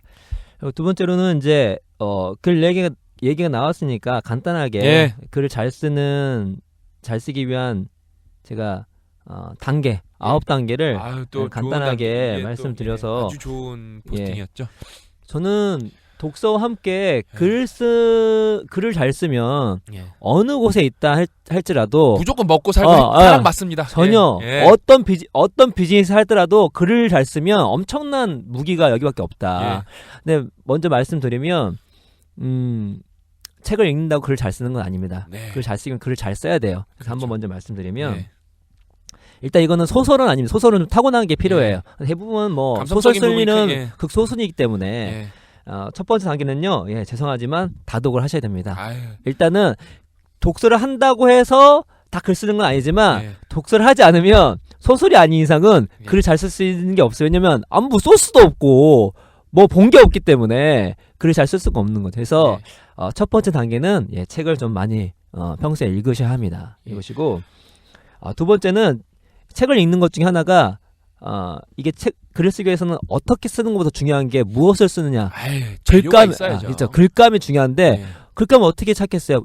경험을 통해 얻을 수 있는 거거든요. 근데 처음에 자기가 어떤 삶의 경험이 있을 수 있지만 그건 단발성에 끝납니다. 그렇죠. 내 경험은 내 인생 한계가 있기 때문에 직접 경험의 한계는 그렇죠. 너무 유한하기 때문에 간접 근데 경험 독서는 뭐 거의 무한하기 때문에 무한한 독서가 되면 독서를 하시면서 결국적으로 글감을 찾는 어떤 과정이거든요.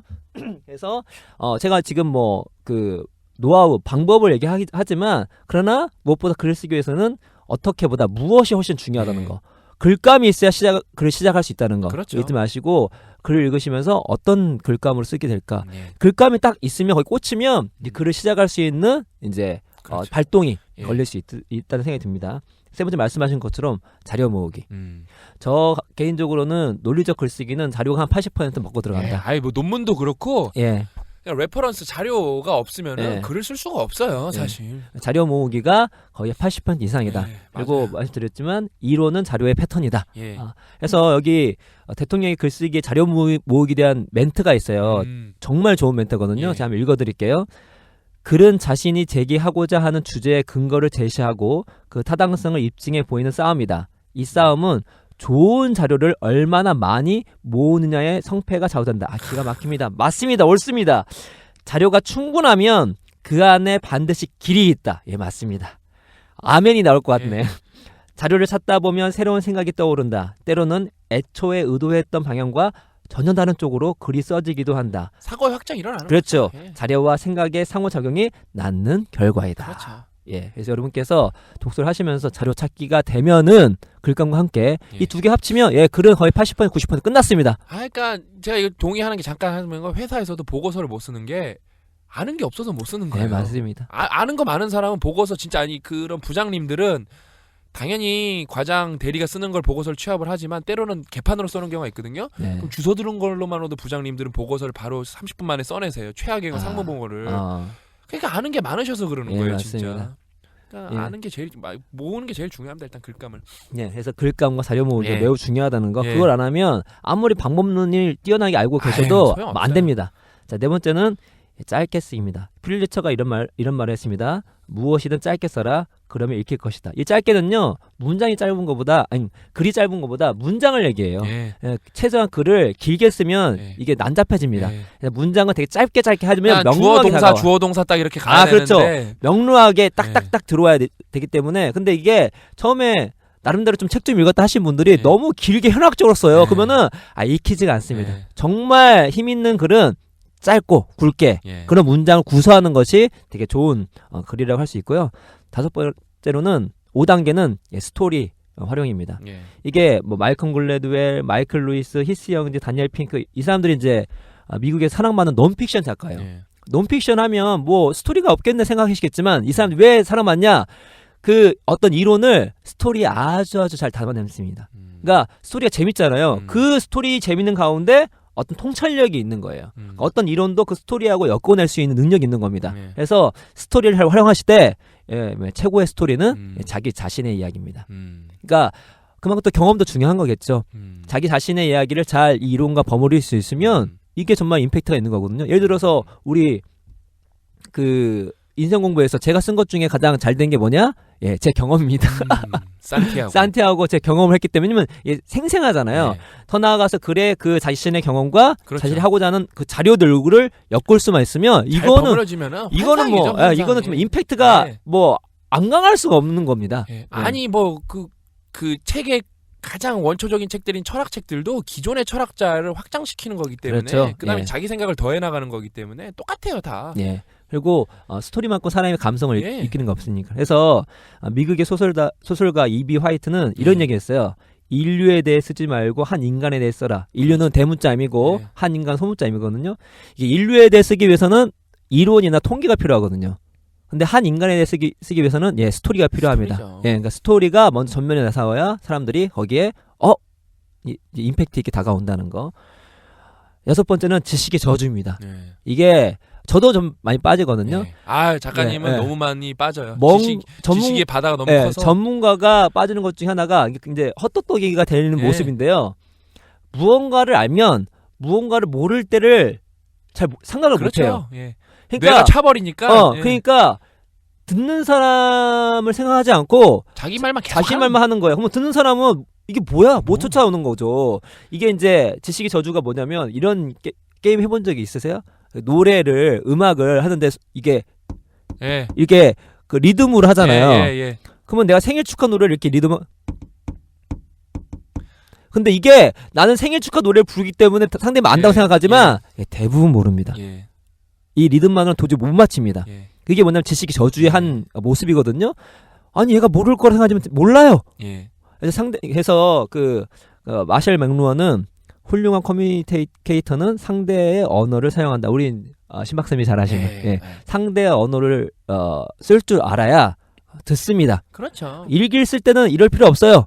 근데 공개적 글쓰기 하겠다. 이왕이면 대중이 내 글을 많이 알아줬으면 좋겠다. 하신다면 상대가 어떤 언어를 쓰고 있는지, 상대가 어떻게 이해할 수 있는지를 생각하셔서 글을 써서 지식의 저주에서 벗어나셔서 최대한 쓰면은 상대방이 이제 나의 글을 사랑할 수가 있다. 예. 저도 지금 특히나 페북에서 글을 많이 쓰면서 제가 이제 블로그 글쓰기와 페북 글쓰기는 달라요. 그렇죠. 블로그를 읽으시면 좀 긴 글도 잘 읽습니다. 근데 좀 빡빡해도 괜찮아요. 예. 근데 이 페북은 좀 임팩트가 있어요. 짧고 임팩트가 있어야 돼요. 그러니까 저는 그게 잘 안 됐거든요. 지금 이제 하면서 그렇게 배우고 있습니다. 그렇죠. 예, 지식의 저주에서 빠지지 않으셔야 됩니다. 7단계는 글을 쓰고 싶지 않을 때는 어떻게 되는가? 예, 알랭드 보통은 가능하면 글은 매일 쓰려고 노력한다. 영감이 오길 기다린다면 글을 한 줄도 쓰지 못할 것이다. 라고 말했다. 맨 처음 했던 얘기를 일맥상통하는 예, 그렇죠. 그 맛 똑같습니다.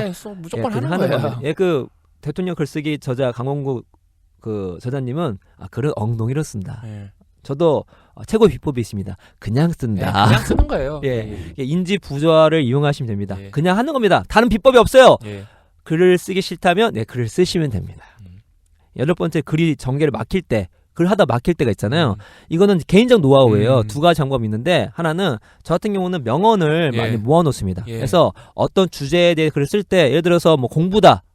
그러면 공부에 대한 명언을 따로 모아놔요. 그걸 먼저 읽고 씁니다. 하다 막히면 그 명언을 다시 읽어요. 그러면은 그 명언들 속에서 되게 힌트를 얻을 때가 많이 있고요. 두 번째로는 여러분 검색을 한번 해보십시오. 검색을 해보면 한 다음에 그 뉴스를 쭉 보세요. 뉴스 헤드라인을 보시면 뉴스는 두 갈씩이어서 이미 그 리드에 이미 내용이 다 나와 있습니다. 근데 그 내용 아래 보면은 스토리가 나와 있는 게 많이 있어요. 뉴스라는 건 사람들이 관심이 있는 걸 뉴스를 하기 때문에 그 중에 딱 마음에 드는 거 있으면 그걸 먼저 인용하시면서 글을 풀어나가면 글이 전개가 될 때가 있어요. 전 정말 많이 씁니다. 이게 책을 쓸 때는 좀 덜한데 짧은 글 쓸 때 있잖아요. 매우 유용합니다. 그래서 한번 검색을 해보시고 뉴스를 검색해 보시면서 거기 나온 좋은 소스를 트레이닝 방법이네요. 이거 정말 제가 에스틴 그 편집장 할 때 가장 많이 써먹었던 겁니다. 그래서 그것 때문에 되게 저도 해봐야겠네요. 임팩트 있는 글. 왜냐면 뉴스 보면 확 나간 얘기도 많이 있거든요. 이슈가 많아요. 그러면 그거 딱 뽑아가지고 내 얘기를 쓰면은 이게 한 문장 한 글이 됩니다. 활용하시면 되고 9번째는 이제 태고. 제일 중요하죠. 해밍웨이는 모든 초고는 걸레다. 그러니까 걸리기 때문에 이 얘기는 우리 희망을 줘요. 해밍웨이가 자신의 초고도 걸레래요. 우리 초고는 어떻겠습니까? 걸레 안 빤 거죠. 해밍웨이 걸레는 그래도 빤 걸레인데 우리는 더러운 걸레. 그래서 용기를 가지시고 글 쓰세요. 모든 초고는 안 좋습니다. 대신 태고를 열심히 하시면 됩니다. 태고를 할 때는 낭독을 하십시오. 낭독을 하면 낭독을 하면 말이 되는 글과 말이 안 되는 글을 자연스러움과 부자연스러움의 판명이 나니까. 그래서 말을 낭독을 하시면서 태고를 하면 말이 되는 글을 쓸 수가 있고 그렇게 이제 태고를 하시면 정말로 제 논리의 빈 논리의 부분도 확인할 수 있으면서도 정말 완성된 글이 나올 수가 있는 것입니다. 그래서 이렇게 9단계로 이렇게 글을 써 나가시면 되게 도움이 될 거라는 생각이 들고요.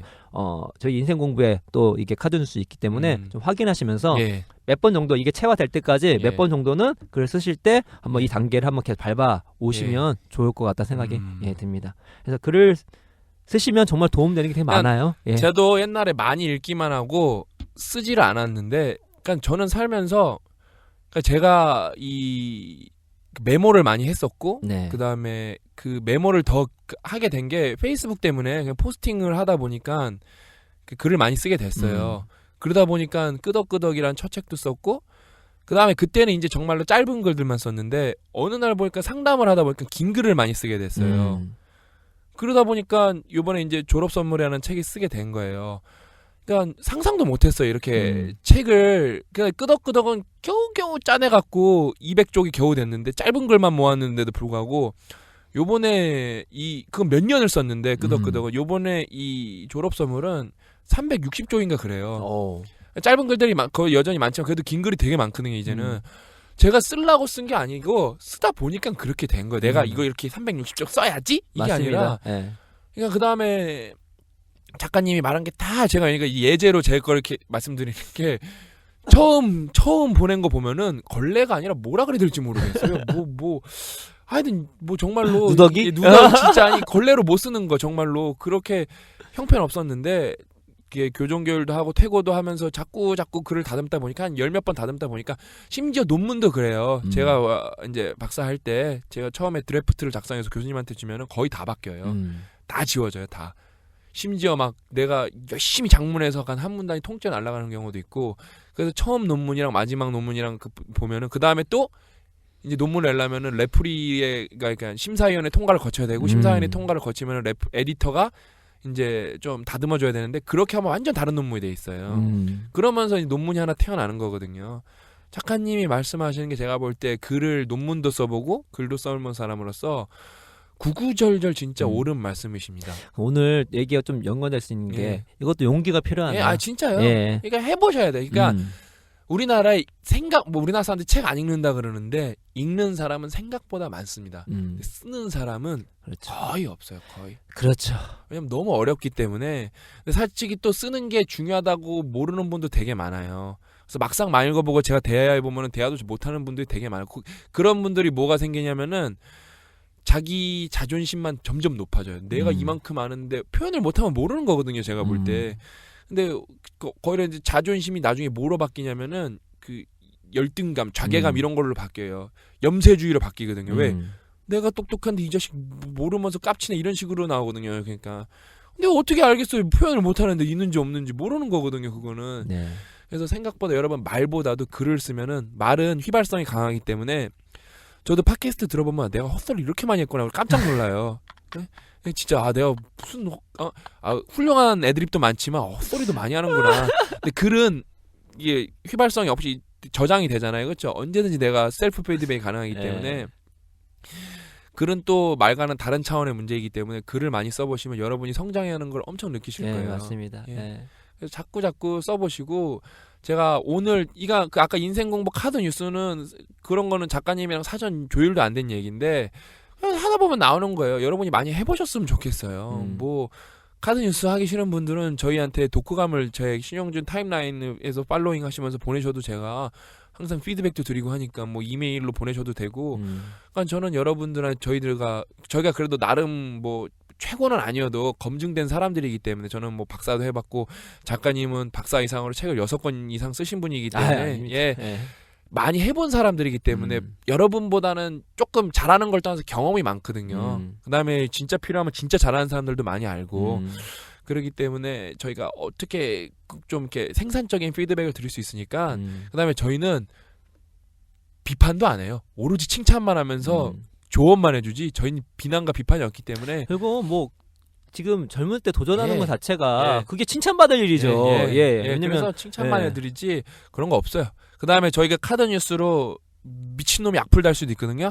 제가 매 눈으로 보고 있으면서 바로 1초 만에 지웁니다. 그럼 걱정하실 필요 없어요. 그러니까 저는 언젠가 한번 말씀한 건 포스팅을 했는지 말했는지 모르겠지만 저는 악플이나 근거 없는 비난이 인생 공부 달리면은 무조건 지웁니다. 그러니까 제대로 비판은 다 받아들여요. 근데 제대로 비판이 거의 전무예요. 전무예요. 그러니까 논거가 있고 논거가 근거가 떳떳하면은 제 책에도 얘기했지만 비판이라 하는 것은 1차가 뭐냐면요. 상대방의 주장을 이해하는 겁니다. 일단 이해를 못 해요. 그러니까 비판을 할 수가 없는 거죠. 자기의 취향 고백. 유시민 진짜 선생님께서 말씀하신 유시민 작가께서 말씀하신 게 취향 고백을 하면서 그거를 팩트로 받아들여 주시길 바라는 의미 많았는데 그것까지만 해도 저는 받아줘요. 근데 욕설이나 뭐 이렇게 사람을 인신공격하는 거는 저는 무조건 지웁니다. 왜? 그럼 어떤 사람들 그래요. 이거 완전 독단적이 싸는데 독단적이 그렇게 살 거예요. 뭐 당연하죠. 왜냐면은 저 독자도 중요하지만 이렇게 올려준 저희 멘티들이 훨씬 더 소중하고 그다음에 제일 소중한 건 저한테 저희 팀원들이기 때문에 저희 팀원들이 어떻게 스트레스 받아가면서 어떻게 좋은 글 올리겠습니까? 아니 근거 없는 악플 다신 분은 안 와도 돼요. 그런 필요 없어요. 그러니까 그런 거 안 하셔도 되고 건설적인 비판은 언제나 받아들입니다. 악영향이 다른 우리 훌륭하신 독자분들한테 퍼지는 것도 저는 왜냐하면 댓글도 컨텐츠거든요. 때로는 진짜 우문현답이라고 저희 포스팅보다 훌륭한 댓글을 달아주시는 그럼요. 분들 많기 때문에 맞습니다. 그런 것조차도 다 컨텐츠이기 때문에 저희는 그런 걸 잘 편집을 하고 있기 때문에 그러니까 걱정하지 마시고 투고 같은 걸 해보세요. 저희가 이제 이번 기회를 이번 에피소드를 기회로 그걸 조금 더 활성화 시켜갖고 제가 이제 지금 많은 분들이 지금 제가 납기를 준 성수 그다음에 영상님 이게 방송을 듣고 있는지 모르겠지만 납기를 줬으니까 열심히 하세요. 왜냐면은 이게 더 가까워지면 제가 납기를 줍니다. 왜? 프로답기라는 거는 시간을 정해놓고 일하는 거예요. 아 그렇죠. 그냥 진짜 세워라 내워라는 누구나 할 수 있는 거고 일주일 정하면 딱 깔끔하게 그래요. 저는 회사도 다니고 학교 다니고 그런데 그런 변명 필요 없어요. 그리고 개인적으로 뭔가 성취를 할 때 좋은 방법이에요. 그러니까 자기 의지를 더욱더 고양시키고 부족한 것들을 이렇게 극복하기 위한 환경 설정 중에 하나가 데드라인을 스스로 정하는 겁니다. 그것만큼 강력한 게 없어요. 그래서 제가 데드라인 주는 게 아니라 스스로 정하라 그래요. 다 납기를 스스로 정하셨기 때문에 얼른 하셔갖고 또 피드백도 받으시고 또 여러분들과 여러 명의 독자를 이거는 혹시 오해하실 분 저희는 컨텐츠가 없어서가 아니라 컨텐츠가 넘쳐 흐릅니다.